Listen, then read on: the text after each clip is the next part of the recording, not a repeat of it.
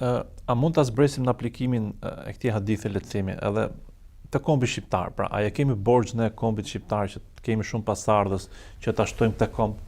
Ajo që na ka mbajt neve deri më sot është pikërisht kjo gjëja, sepse kombi shqiptar, pra populli shqiptar. 700.000 kemi qenë diku nga koha Zogut. Pastaj u bë me miliona, pra nga që prindit tan. Po, mos kishte vitalitet ky popull do të ishim mshuar me kohë. Kështu që është edhe si më thon atdhetari kjo punë. Pra jo vetëm fe dhe besim dhe sevap, po është edhe atdhetari.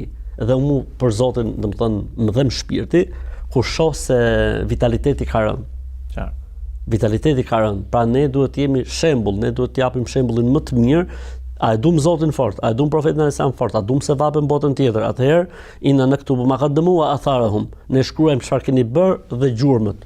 Fëmijët tanë janë gjurma më e mirë jona për të ardhmen. Dhe nga ana e, le të themi, atdhetarisë, ruajtjes kombit është të bëjmë sa më shumë fëmijë që të ruajmë gjakun, të shtojmë gjakun, sepse nuk dihet se si vjen jeta dhe në momentin që nuk ka njerëz që kanë gjakun e këtij vendin, ora sado që të marrësh ti mercenar, sado që të marrësh emigrant, nuk e do vendin e vet askush siç e don. Ai që ka brezmas brezit. Ai që ka të vetin, si ta pejgamberi sa për Mekën.